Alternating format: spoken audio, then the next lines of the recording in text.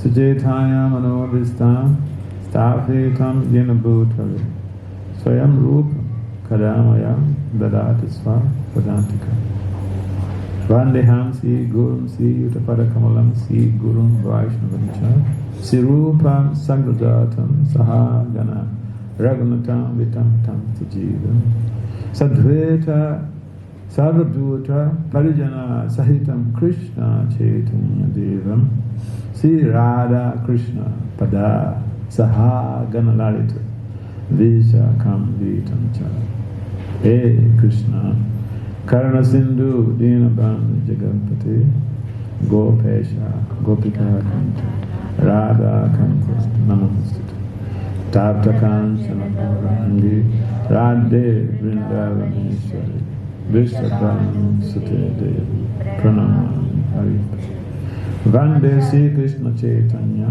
Nityananda Sahoja Godadaya Puspavantu Chitu Chantam Jaya Sri Krishna Chaitanya Prabhu Nityananda Sri Advaita Sri Rasaya Hare Krishna Hare Krishna Krishna Krishna Hare Hare Hare Rama Hare Rama Rama Rama Hare Namo Vishnu Padaya Krishna Prestaya Bhutale Namaste Saraswati Deve Gauravani Pacharine Nirvisesa Sanyavadi Pasatya Disatarini Vancha Kalpataribhyacha Kripasan Vyayevacha Patitana Pavanambhyo Vaishnavambhyo Namo Namo. So welcome everyone to this auspicious gathering, celebration of the appearance of Srimad Bhagavad Gita, as it is. So, how many of you here have been to Kurukshetra? So Bhagavad Gita is non-fiction.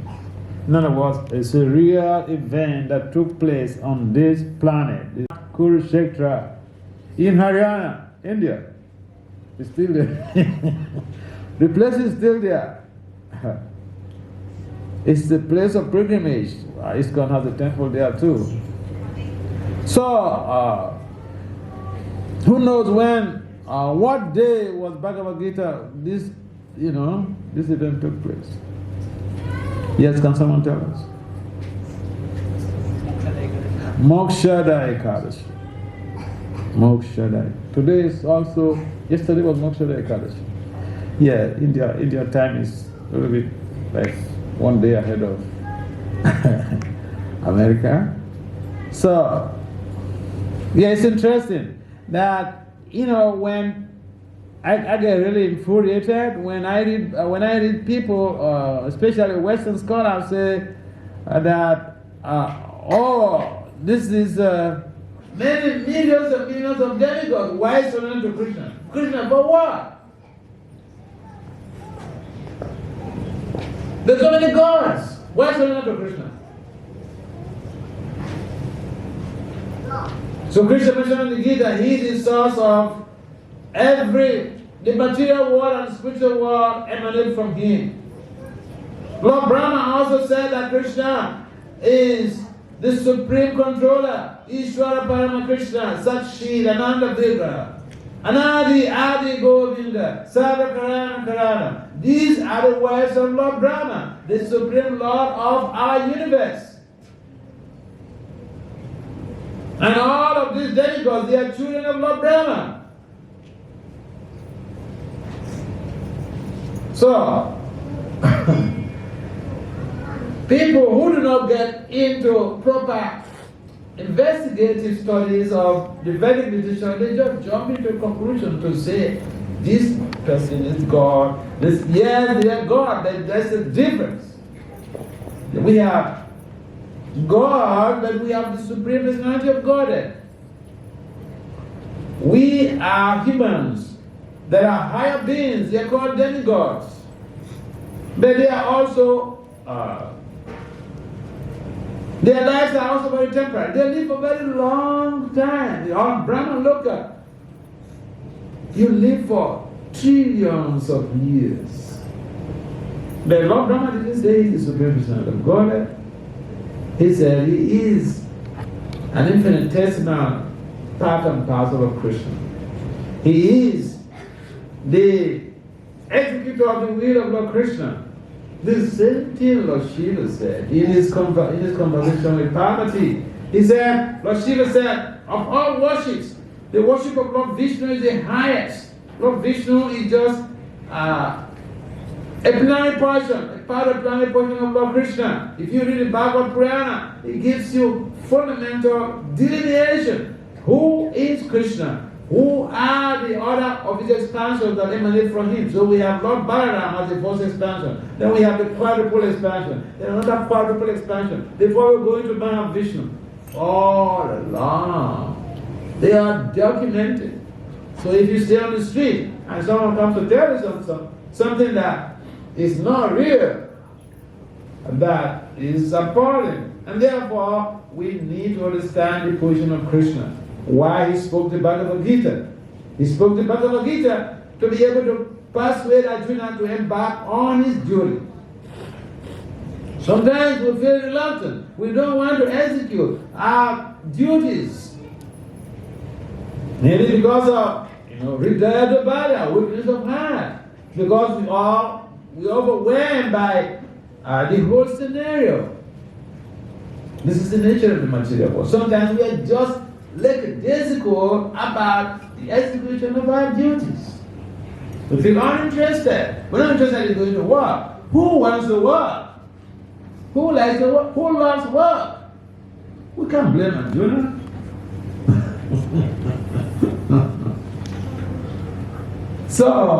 But Arjuna has to follow with Krishna's instruction. He executed Krishna's instruction. He accepted Lord Krishna as his guru. He becomes committed to someone. In fact, if you are committed to someone, you are accountable to that person. you will work harder. You will work harder. So Arjuna was just a liberal guy in the beginning, a liberal generalissimo in the beginning, but he was confused. And Krishna has to clarify his doubts regarding his duties. So, the whole idea of Bhagavad Gita is that ultimately we should come to that platform where we understand Krishna's true Bhagavan Swayam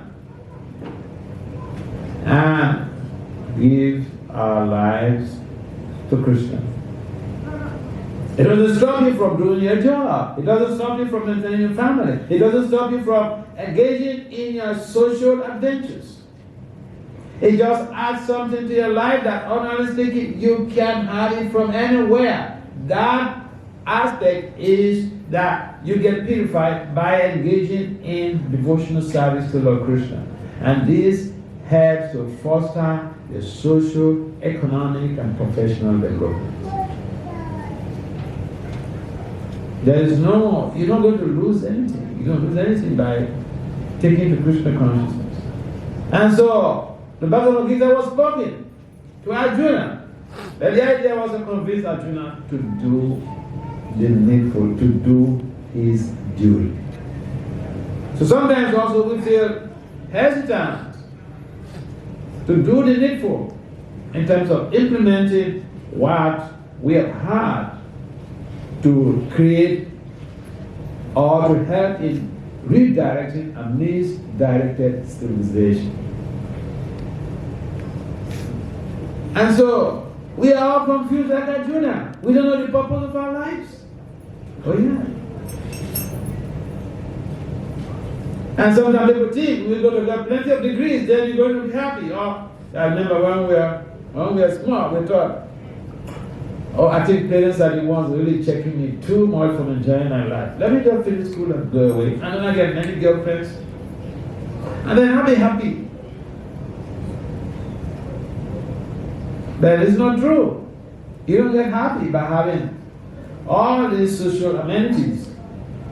Otherwise, why are the richest people committing suicide? Are they satisfied with their life? No. There is a gap always in the material existence. And that gap can be bridged when we take to Krishna's words in the Bhagavad Gita, Sarvadharma Pariti Jaya, Manekam Tanamaja, Aham Tvana, Sarvapate Yo, Moksha Disha. We know the Krishna did not say that you should give up your job. He said give up all of your inabilities. He didn't say you should give up your family. He said you give up all of your material inabilities. We create so many religions in our head. But the ultimate religion is to follow, is created, is instructions of Lord Krishna. And therefore the Bhagavad Gita is meant to elevate us from our material conception of life to that transcendental platform where we can attain, in the process of executing devotional service, where we can attain that post-conventional consciousness, that platform where we become completely resistant to negative change. We become resistant completely to negative influences, to temptations. And that is just a byproduct of that surrender process to Krishna. And so, if you understand the essence of Krishna's persuasion of Arjuna to take to his instruction and execute his plan, then we can appreciate devotional life, devotional culture. So the Bhagavad Gita was spoken for us. To learn from the Bhagavad Gita the process of surrendering to Krishna. Arjuna was confused. At some point in time, he said, I am so surrendered unto you. Give me instructions. I will execute. See, I was looking at you. I was seeing you as, my cousin, my friend. But no, I was wrong. You are the supreme representative of God. Engage me. Give me instructions. And then Arjuna became convinced he has to follow Krishna's instruction. And that is where he got his pacification. That is where he became pacified and reorganized his life, executed plans of the Lord. He fought for the Lord. So are we ready to fight for Krishna? Are we ready to fight for the Lord? Or are we going to just, think that we can, procrastinate this chanting of Krishna's name? When I become 80 years old, when I become 75 years old, then I can start the process. But no, Prahlad said we should start it right now. To understand the purpose of human life, give our lives to Krishna. Follow up with the process, the Yuga Dharma of the age. In every age, there is a prescribed Yuga Dharma. In Kali Yuga, the surrender process is simply to chant Krishna's name. Hare Krishna, Krishna Krishna, Hare Hare, Hare Ram, Ram Ram, Hare Hare. And Prabhupada said, even a dog can surrender to Krishna. A dog can take prasadam. They will not chant Krishna. But Lord Chaitanya even engaged the dogs, the wild animals, lions and tigers to chant Krishna's name. You think that's the mythology? No, this is not a mythology. It's a real event. In South India, where Lord Chaitanya engaged the wild animals to chant Hare Krishna is still there. It's a theater now. It's still there. So, you have all taken birth in Southeast Asia. Bharata Bhumi te Havamanasa Janmayara. Janma Stratakika, Kara Upakar. You have a commitment. If you are born in a very rich family, say you're born as a child of the president of this country, everyone is watching you. The president daughter, what has he done? What has she done? What has he done? You step out of your house, the cameras are beaming you. No student life. So then, people who come from this type of background, they're very alert, very serious with their lives, because they are role models. So those who are taking also birth in the land of Bharata or taking part in families of devotees who are from the land of Baraka, or Baraka in diaspora. You also have a commitment. People are watching you. What is he doing? Is it not from here? Oh, he's doing this. Yeah, they are watching you. They are watching you. So luckily, Prabhupada has given us a leeway, a way to be role models for the whole world. Make your lives auspicious. That's the injunction of the Chaitanya Charitamrita. Make your lives auspicious and spread this auspiciousness to the whole world. That is the essence of the Bhagavad Gita, to create an auspiciousness in a world that is overwhelmed by anxieties and crises. So Arjuna was in crisis. We are also in crisis. But we need to learn something. Because Arjuna learned something from his own crisis. He was in crisis and he was facing crisis on the battlefield. On the battlefield, what could be more horrible crisis than being on a battlefield? But he has to learn his own lessons from a battlefield. So we are at an advantage point compared to Arjuna. You see here, I was just appreciating the whole of this setting, how nice this place is. We have to hear about Bhagavad Gita in this type of nice place. Arjuna was hearing Bhagavad Gita on the battlefield. He was in anxiety. Maybe some arrow is going to come and hit me.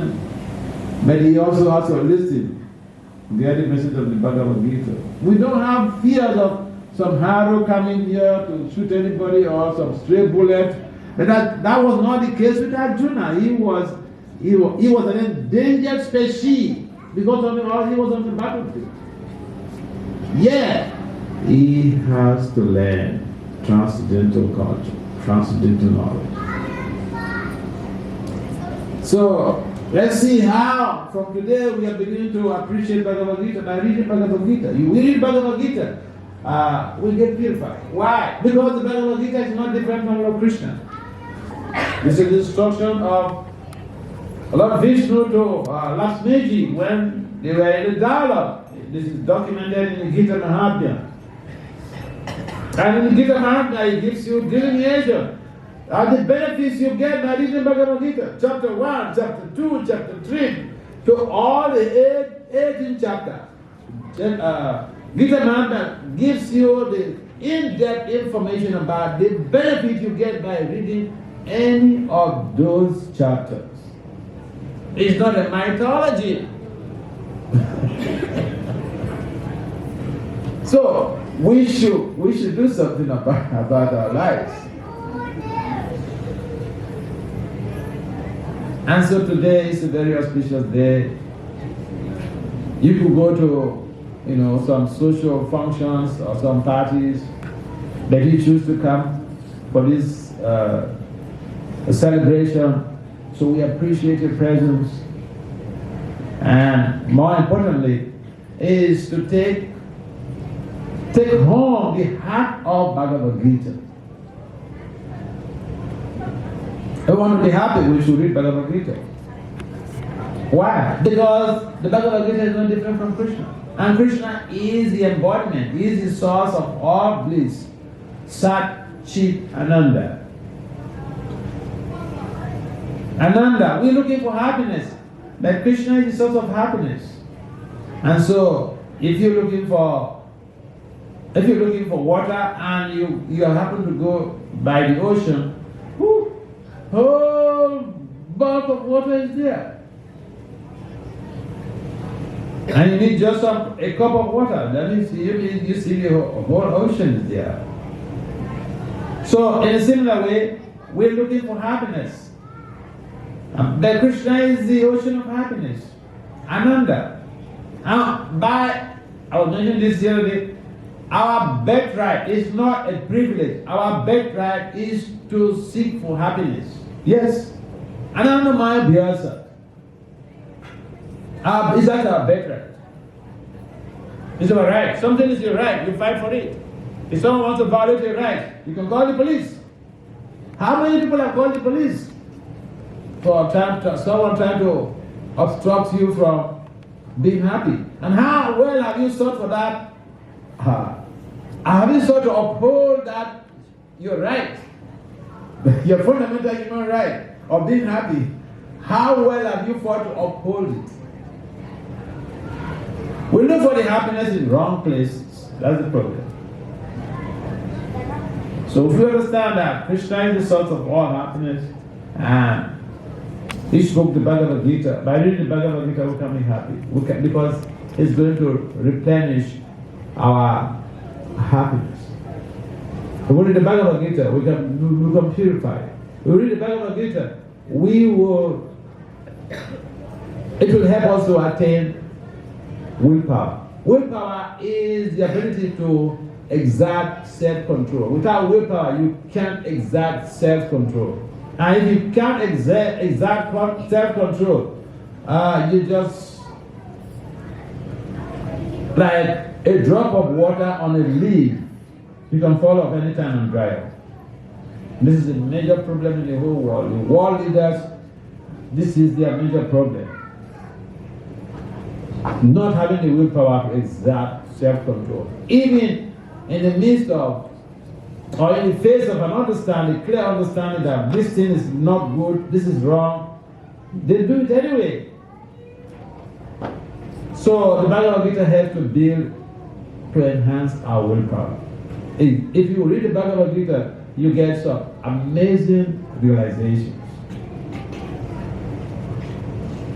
So we should try to read Bhagavad Gita every day. Why not? If you read just a single line, we will benefit from that. Not to talk of a chapter. Because Bhagavad Gita is no different from Krishna. And in this age, the prescribed method for realizing Krishna is Harinama, chanting Krishna's names. It's as good as worshipping Lord Krishna. So on this auspicious occasion, we enjoin all of you to have a moment of retrospection and see how you can take initiative of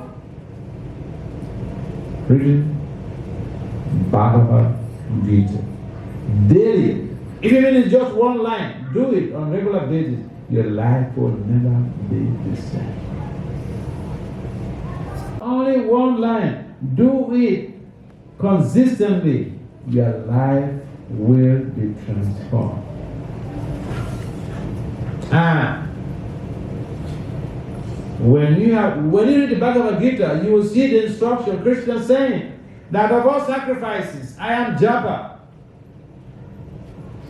That's why we chant the Hare Krishna mantra. Hare Krishna, Krishna Krishna, Hare Hare, Hare Rama, Rama Rama, Hare Hare.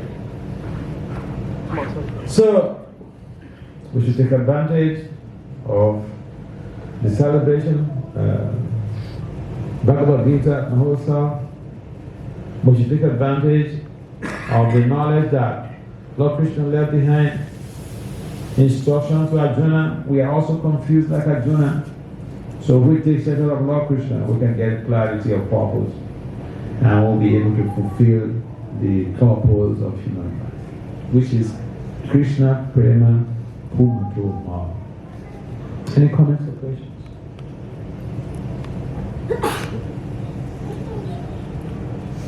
Any questions?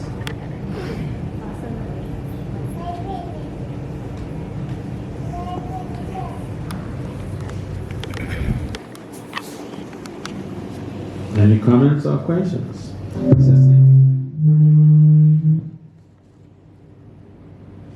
It's a simple talk, so I don't envisage any confusion.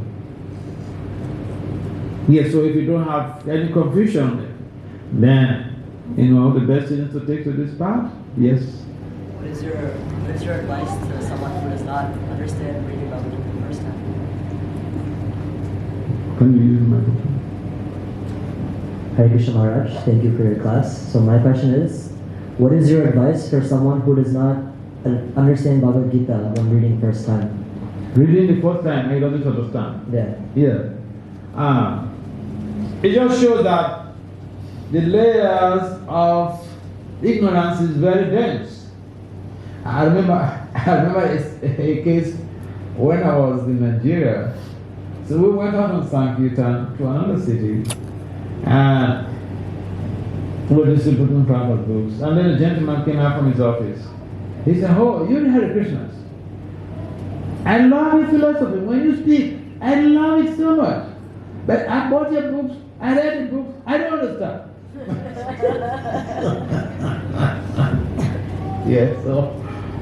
The question is very passionate. I've seen that. Someone comes to confess that he works in an office. So I remember also one of my cousin's son.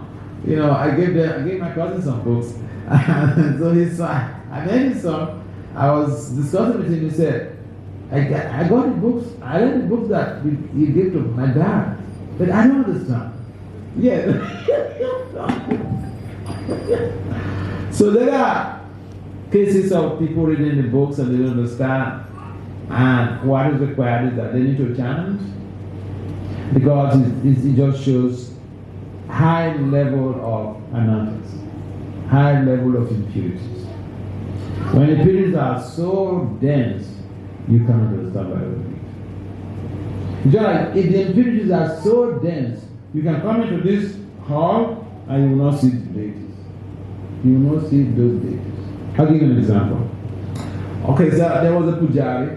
I don't want to mention the country or the city, but this happened in this country.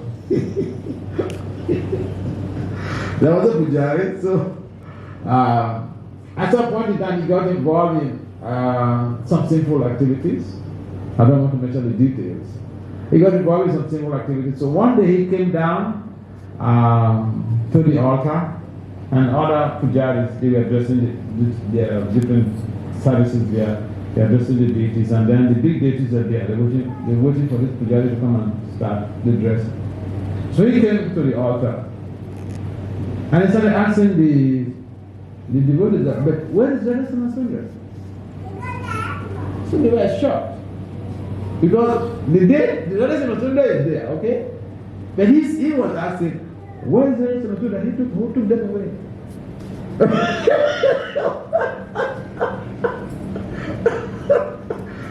So this is not a Purana.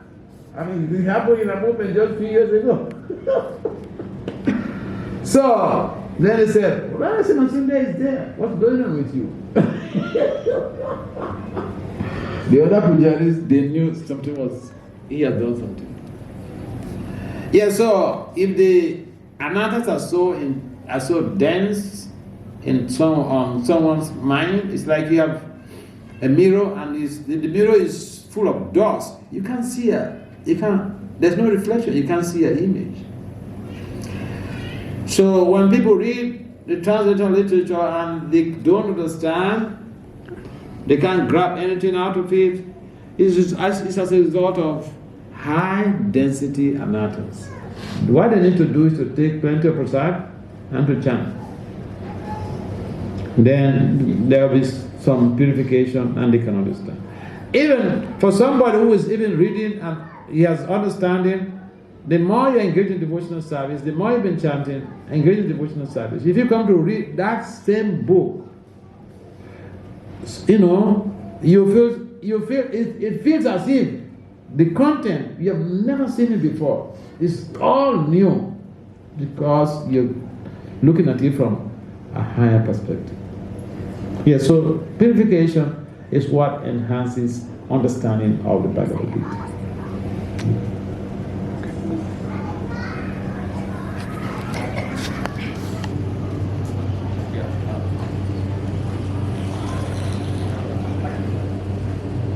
Hello.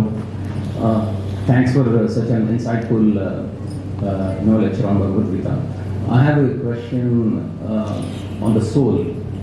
In Bhagavad Gita, I think we talk a lot about the soul. And the soul has no birth or no death, correct? So, I mean, we talk a lot about the population being increasing, right? So, does that mean if the soul has no birth and death, is it that does that mean that the souls are being transferred from one species to other, or is it that the souls are being they come down from the higher lokas? Okay, thank you very much. That's a very insightful question, very nice question. Now, what traditionally happens when you talk about so-called overpopulation is that people are becoming too engrossed in sinful activities, and then they are overpopulating the world, like they are engaged in too much of illicit affairs. And then in some communities or some countries, you see that someone has no money to fend a child, and they engage in sex to just produce children, to increase the population. And they think that this is a pride. That because when you have a child, when you invoke a child into this world, you have a responsibility. You are supposed to work towards the extrication of that child from again taking birth in this material world. But no, they don't have any understanding. It's based on the proclivity or the tendency to just enjoy the senses. No sense control. Adanta Gobi Vishatan Tanisha. We create hairy situations by becoming slaves to our mind, to the dictates of our mind and the senses. This is the root cause of overpopulation. And because people are not involved in high pious activities, they're not involved in spiritual activities or devotional culture that will help to transfer you to the spiritual world. What happens is that from the subhumans, say the primates, souls from the cow, they evolve their next birth because they just go by in natural evolvement. Souls from the cow, for instance, they evolve to human bodies in the next life. Now, this evolution is just going on a rapid scale. And on the human platform, people are engaged in illicit sex, producing unwanted progeny.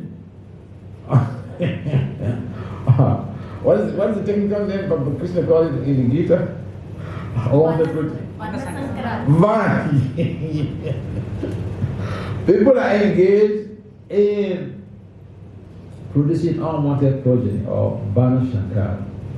And so, the souls of the lower species, they are evolving to the human platform.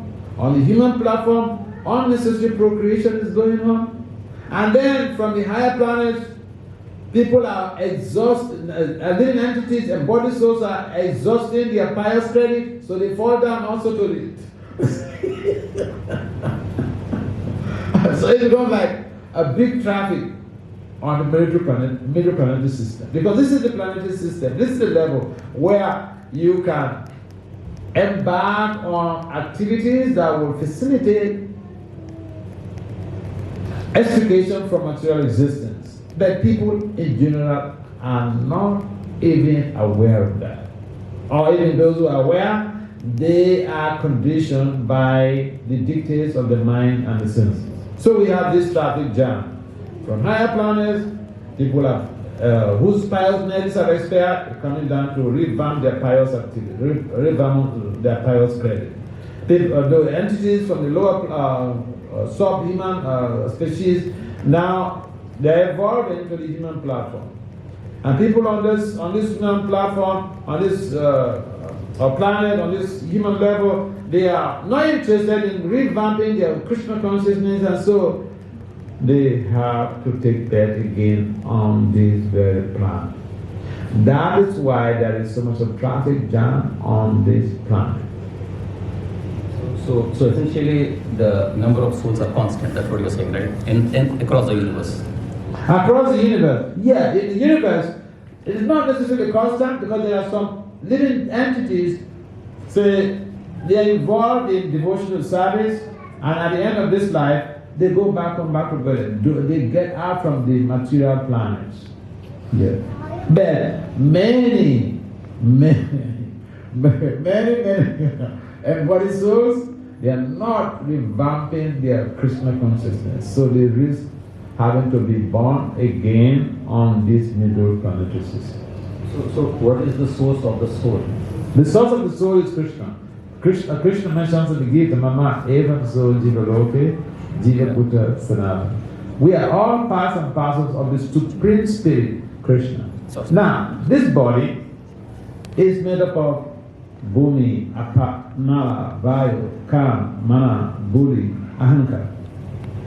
So, these elements constitute this physical and subtle body, but the life activator of this body is the spirit soul.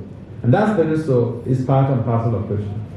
Lord Brahma helped to mold, he assembled all these 8 elements and created these different forms. Different forms, trees, aquatics, whatever. So how the number of souls have been determined? Huh?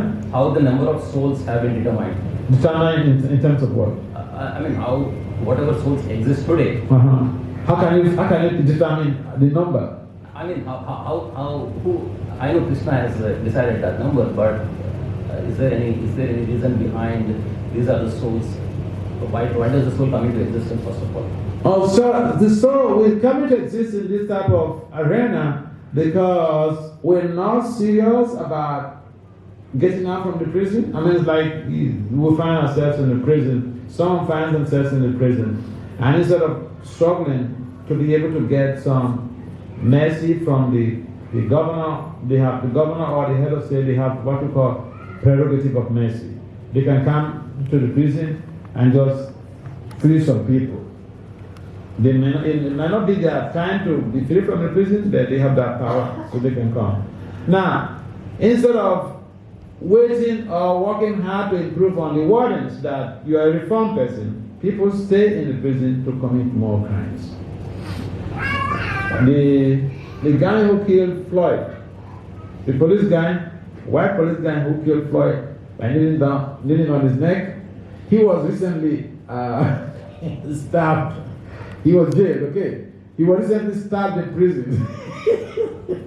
So, there are people who are already in prison, but they are engaged in criminal activities. So, it prolongs their stay in prison. So, when we are on this human platform and we do not take advantage to walk towards revamping our Krishna consciousness so that we can become extricated from repeated death and death or having to come back again to this material world. We are like such a prisoner who, instead of working hard to be able to get out of the prison, we love the prison because we are getting 3 square meals. We don't want to get up. Yeah, that's the problem. Thanks, questions, insightful questions.